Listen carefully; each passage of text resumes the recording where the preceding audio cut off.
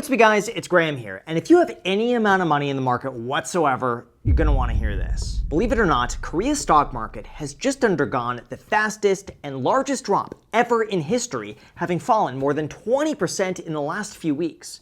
But what's concerning is that many of those same conditions are showing up right here in the United States. For instance, we're seeing extreme concentration in just a few stocks, a massive rally being driven by AI, record amounts of retail leverage, and everybody piling into the same trade while the market is priced at its most expensive level since the dot-com bubble. So that leads to the ultimate question. Was Korea an isolated crash, or was it a preview of what's coming next? That's why I'm just going to talk objectively about what's going on, what the data says is actually happening, if there's truly a concern here in the United States, especially with the search term market bubble now reaching its highest level since 2004, and then what you could do about it to come out ahead. Because the goal is not to predict the exact day something breaks, it's to prepare yourself before it does. Although before we start, I just want you to pay close attention to that like button.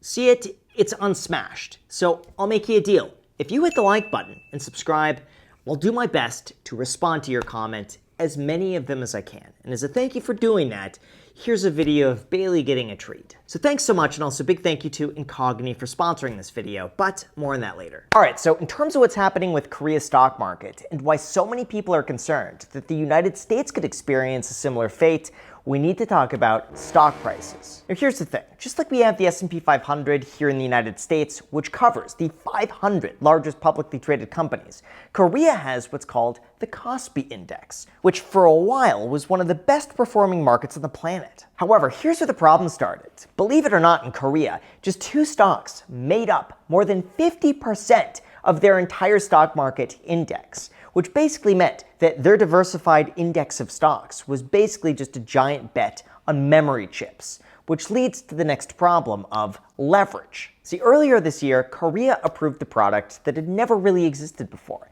and that was a 2x single stock leveraged ETF. And in the first few months, 13.8 trillion won was chasing a rally that had already tripled.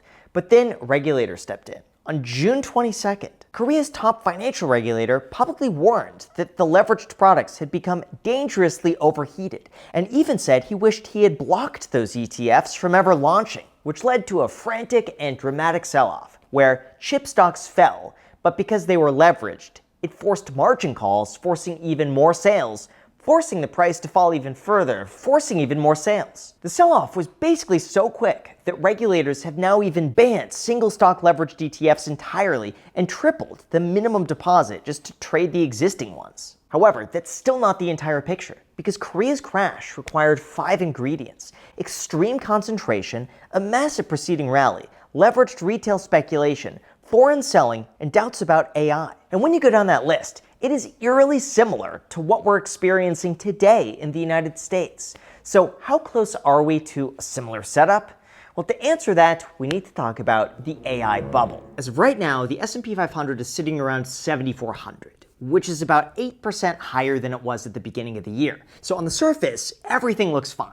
But once you begin digging deeper, things get quite a bit interesting, with the first being number 1, concentration. When it comes to this, the concern is that valuations are just growing so much that the largest 10 stocks now make up roughly 37% of the entire S&P 500. Nvidia and Apple alone are almost 15%, and information technology as a sector is 38%. Now, is that as bad as Korea's 2 stocks at 50%? No, it's not even close, but you could still do the math. If those companies make up 37% of the index and they fall 25%, that is a 9% drop in the S&P 500 before the panic selling even begins, leading us to 2, valuations. As of now, the S&P 500's forward price to earnings ratio is about 20.7, which compared to the 10-year average of 19 isn't crazy. But the Shiller Cape ratio is sitting at 41, almost matching the dot-com peak, which topped out at 44. And the Buffett indicator, which measures total market value versus GDP, is sitting at 219, more than 2 standard deviations above trend. Or basically, in plain English, by almost every long-term standard metric, this is one of the most expensive stock markets ever in history, which is crazy when you compare that to number 3, leverage. Surprisingly, FINRA just reported that margin debt hit approximately $1.5 trillion in June. This means that investors aren't just buying stocks. They are borrowing money to be able to put it in the stock market. And when you compare this to Korea's leveraged ETFs, yes, the additional buying power certainly pushes prices higher when times are good, but it's also that much more brutal when prices eventually do fall. Taking us to 4th, sentiment. Now what's crazy to me is that professional money managers are only holding about 3.6% of their portfolio in cash, which is basically all in on equities. So positioning is kind of maxed out and nobody's hedged. And finally, 5th, we have insider selling. Believe it or not, right now, US insiders are selling stocks at the fastest pace in history and are buying at only half the amount they normally do. Of course, in fairness, insiders do sell stocks for a million reasons. It could be hedging, taxes, diversification. Some of it's pre-planned in advance. They can't help it. So it's not a smoking gun. But when you combine that with everything else, including record high valuations, it's not exactly a vote of confidence either. That's why in order to understand what's most likely going to happen next based on the data, it's important to talk about where corporations are investing their own money. Because while retail traders are basically YOLOing it all into the markets, institutions are positioning themselves completely differently. And once you see where they're putting their money, it completely changes the entire picture. Although before we go into that, there's another aspect to personal finance that almost no one talks about, and that's privacy. For example, when most people think about protecting their money, they think about the obvious, like making sure their accounts are secure, they're not taking on bad debt, and their spending's not out of control. But here's the part that most people miss. Even if your accounts are secure, most likely your personal information's already floating around the internet in the hands of third parties, data brokers, scammers, or even random people who want to target you. We're talking your name, address, phone number, property records, way more information than you expect. That is why it is so important to protect your personal information before it becomes a problem. And one of the best ways to do that is actually with our sponsor, Incogni. For those unaware, Incogni works by locating the websites that buy and sell your personal data, sending out legal requests to get them to remove these from databases, and then you get less of your data exposed. Or basically, instead of you emailing dozens of sketchy data brokers yourself, Incogni handles it all for you. They make sure the data brokers comply. And they follow up because a lot of times data brokers continue collecting your information even after they've removed it. On top of that, Incogni's Unlimited plan now allows you to submit custom links for removal. So if you ever Google yourself and you find your information exposed on some shady website, all you have to do is copy and paste that link, send it to Incogni, and their team will work to get it taken down for you. Plus, you could submit as many of these custom links as you want. So if you're interested in having your personal data taken down, check out Incogni by going to incogni.com/Graham and use the code Graham at checkout to get 60% off an annual plan. They're also available risk-free for 30 days, so anyone could try it out and give it a full refund if you're not completely satisfied. Again, that link is down below in the description with the code Graham. Thank you so much, and now let's get back to the video. All right, so in terms of what's happening throughout the markets, where the experts are investing their own money, and then what you could expect for the future, we need to talk about why we could be seeing parabolic gains. Yep, you heard me correctly. Despite record high valuations, record high margin debt, and a YOLO mentality, Goldman Sachs just raised their year-end S&P 500 target to 8,000, up from 7,600, which implies solid upside from where we are today.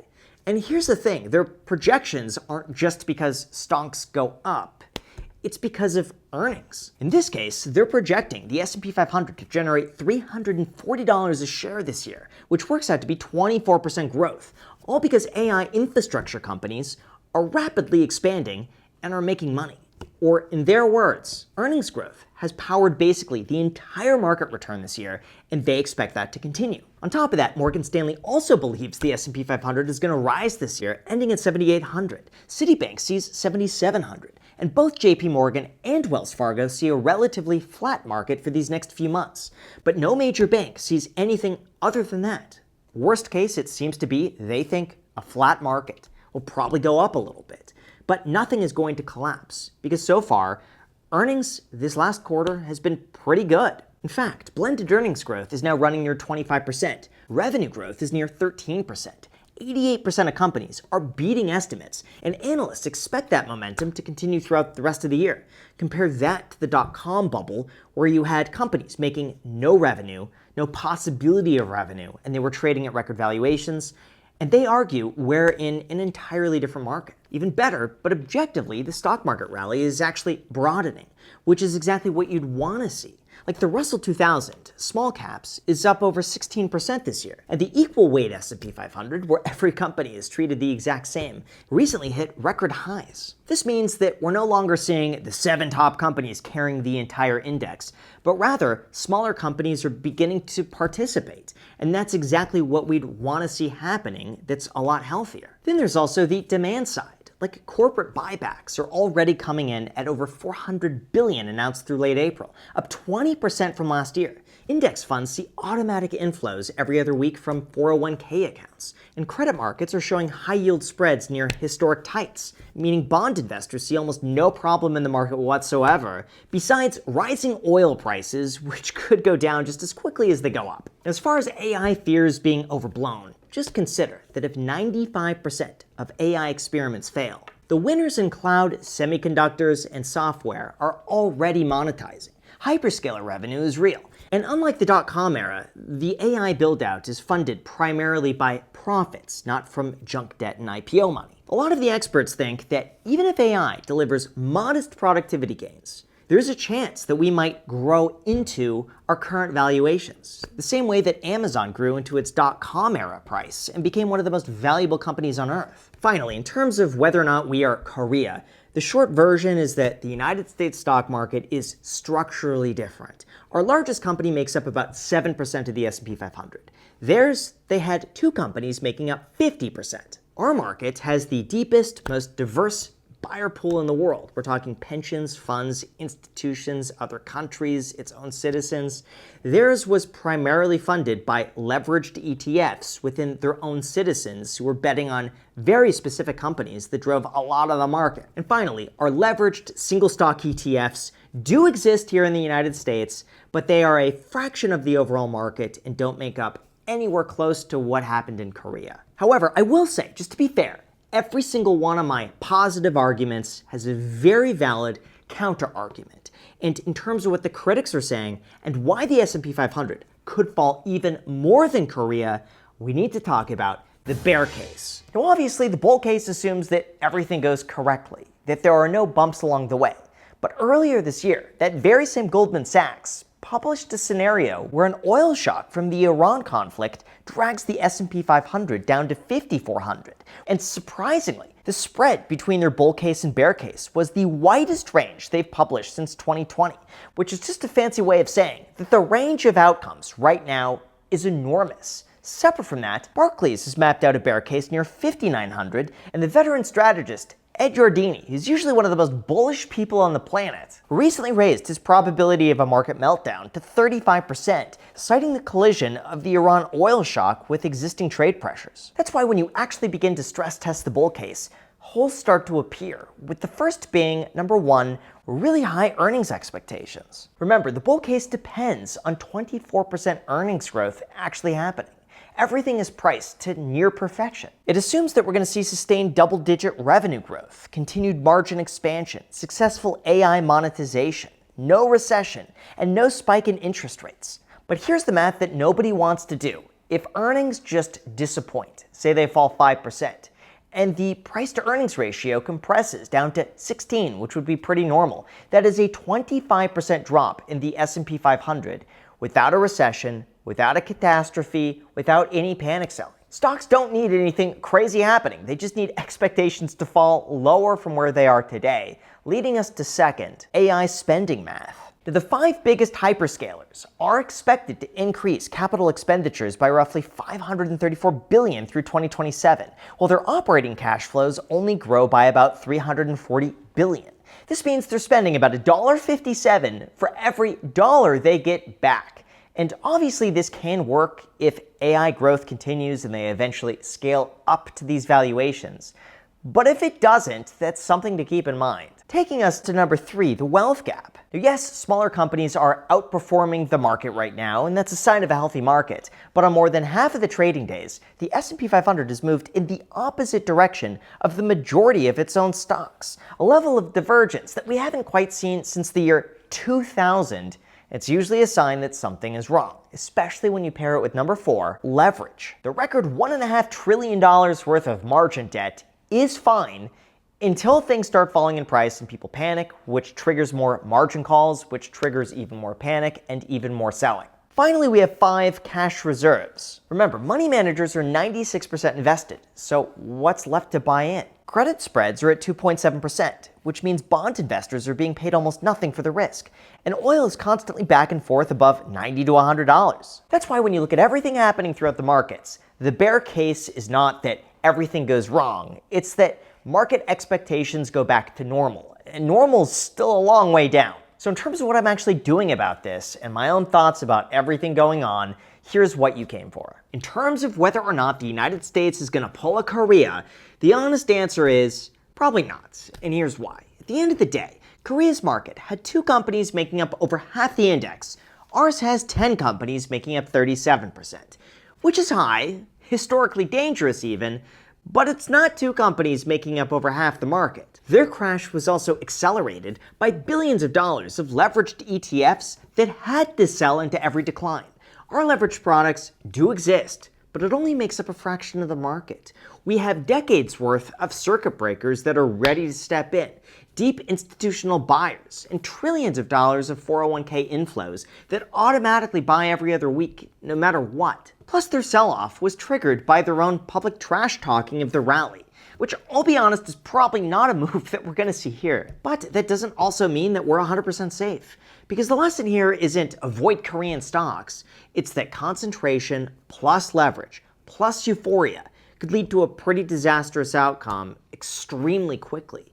And even if you just own the index, a 20 to 40% decline is a tough pill to swallow, but it's not necessarily catastrophic if you're just able to hold through it and aren't forced to sell. So in terms of what the typical person should actually do here, it's the same playbook as always. It's a 3 to 6 month emergency fund that you keep in cash at all times. It's to diversify across the United States, international markets, real estate, commodities, gold, maybe some alternative assets, and then it's to avoid leverage at all costs because it's too risky in the event the market falls. You never want to be forced to sell something unless you absolutely need to. Now beyond that though, maybe Goldman Sachs is right and the S&P 500 increases to 8,000. Maybe the bears are right and we see 5,400. I genuinely don't know. Nobody has any idea what's going to happen. But one thing is so far historically true. A 20-year holding period in the S&P 500 has so far never produced a negative result, which means if you just buy today and you hold for 20 years, the stats are pretty good that you're going to end up making a lot of money during that time frame. Really, at the end of the day, the market does not have to be a bubble to be dangerous, and it doesn't have to crash for you to get a good deal. All you have to do is stay patient, keep buying in, and no matter what, hit the like button and subscribe if you haven't done that already. So with that said, thank you so much for watching, and as always, if you want early access to videos like this, as well as an extra video every single week that I don't post publicly, feel free to join the channel memberships, and in addition to that, I'm also reviewing member financial statements, which means you could send me your investments and your goals and all that sort of stuff, and I will rip you to shreds. I will give you my honest opinion in your portfolio. If that sounds good, feel free to join. All the information is in there. Thank you so much, and until next time.